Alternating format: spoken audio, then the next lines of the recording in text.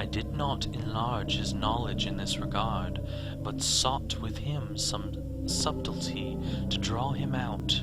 In a short time I became convinced of his absolute sincerity, for he spoke of the dreams in a manner none could mistake. They and their subconsciousness, a residuum, had influenced his art profoundly, and he showed me a morbid statue whose contours almost made me shake with the potency of its black suggestion. He could not recall having seen the original of this thing except in his dream bas-relief, but the outlines had formed themselves insensibly under his hands. It was, no doubt, the giant shape he had raved of in a delirium. That he really knew nothing of the hidden cult, save from what my uncle's relentless catechism had let fall, he soon made clear, and again I strove to think of some way in which he could have possibly received the weird impressions.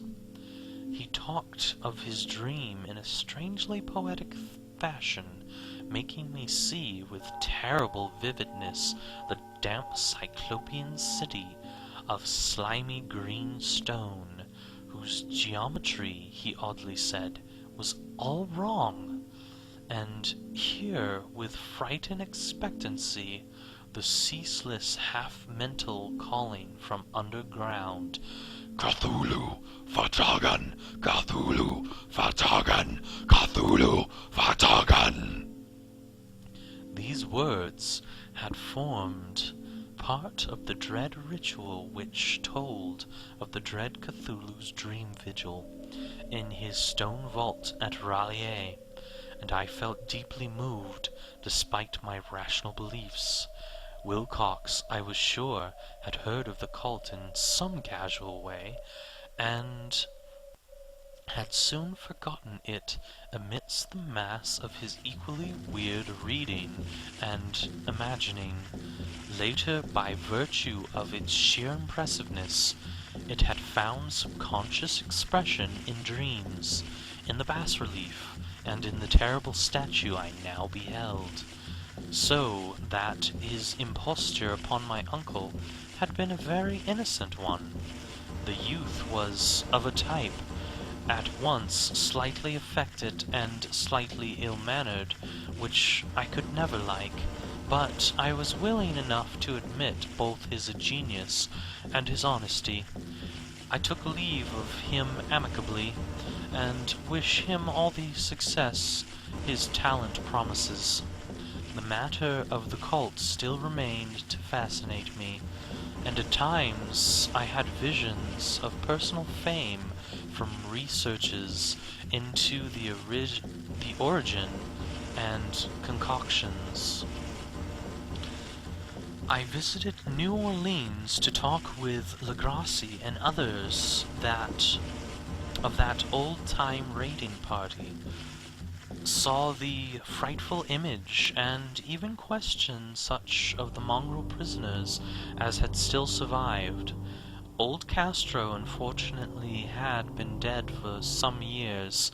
What I now heard so graphically at first hand, though it was really no more than a detailed confirmation of what my uncle had written, excited me afresh, for I felt sure that I was on the right track of a very real, very secret, and very ancient religion, whose discovery would make me an anthropologist of note.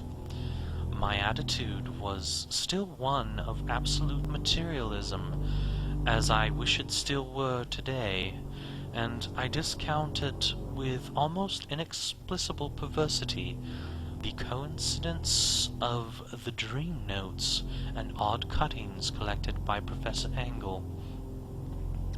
One thing I began to suspect, and which I now fear I know, is that my uncle's death was far from natural.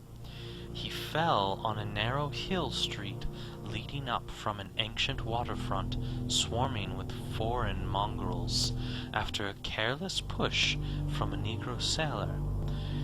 I did not forget the mixed blood and marine pursuits of the cult members in Louisiana, and would not be surprised to learn of secret methods and rites and beliefs.